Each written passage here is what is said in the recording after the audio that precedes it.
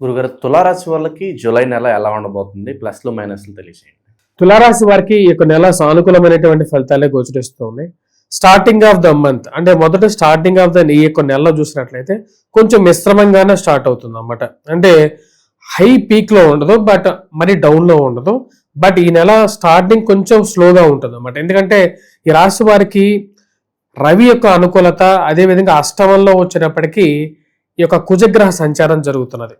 కుజుడు అష్టమంలోను, భాగ్యస్థానంలో రవిగ్రహ సంచారము, అదేవిధంగా రాజ్యస్థానంలో శుక్రగ్రహ సంచారం జరుగుతుంది. ఈ అంత అనుకూలమైనటువంటి స్టార్టింగ్ లేకపోయినప్పటికీ కూడా 17వ తారీఖు నుంచి ఈ రాశి వారు అనుకున్నటువంటి ఫలితాలు గోచరిస్తూ ఉన్నాయి.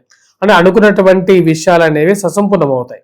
అంటే స్లోగా గ్రోత్ అనేది స్లోగా ఇంప్రూవ్మెంట్ స్టేజ్లోకి వెళ్తూ ఉంటారు. ఈ రాశి వారికి వచ్చేటప్పటికి వృత్తిపరంగా, వ్యాపార పరంగా స్లో ఫేజ్ లోనే స్టార్ట్ అవుతుంది. నూతన ఉద్యోగ ప్రయత్నాలు కూడా 17వ తారీఖు తర్వాతే ఫలిస్తాయి. ఈ రాశి వారికి షష్టమంలో ఉన్నటువంటి శుక్రుడు యోగకారకుడు. అది వచ్చినప్పటికీ పూర్తిగా సౌఖ్యాన్ని, ప్రశాంతమైనటువంటి జీవితాన్ని ఇస్తుంది.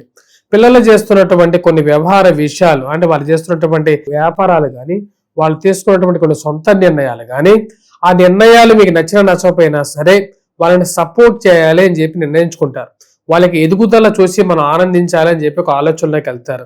ఉద్యోగపరంగా ఒక మంచి ఎదుగుదల గురించి వెయిట్ చేస్తూ ఉంటారు అన్నమాట.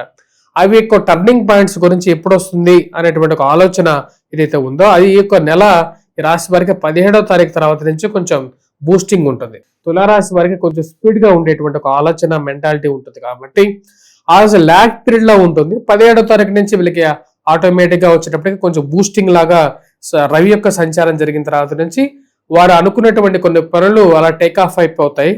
మెయిన్ ఇంపార్టెంట్ డీల్స్ ఏవైతే ఉన్నాయో వాటిని క్లోజ్ చేసుకోవడం వ్యాపార పరంగా, అదే విధంగా వచ్చేటప్పటికి అనుకున్నటువంటి మెయిన్ గా జాబ్ పరంగా సక్సెస్ గురించి ఏదైతే మార్పు అనుకుంటున్నారో అవి కూడా కొంచెం గాడిలో పడటం అనేది జరుగుతుంది. ఈ రాశి వారికి ఈ నెలలో అష్టమంలో కుజగ్రహ సంచారం జరుగుతుంది. అష్టమంలో కుజగ్రహ సంచారం ఇంచుమించు శనిచ్చినటువంటి ఫలితాలు ఇస్తుంది అన్నమాట. కాబట్టి కొంచెం జాగ్రత్తలు తీసుకోవాలి. వైవాహిక జీవిత విషయంలో కూడా జాగ్రత్తలు తీసుకోవటం అనేది చాలా ముఖ్యమైనటువంటి ఇష్యూగా చెప్పడం జరుగుతుంది.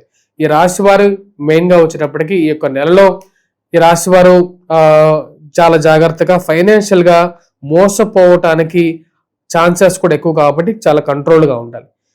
మనం జ్యోతిష్యాల్లో 70% వరకు వచ్చేటప్పటికి మన స్వజాతకం బేస్ మీద ఉంటుంది. ఇప్పుడు మనం డిస్కస్ చేసినంతా కూడా ఈ రాశి వారికి గోచార ఫలితమే.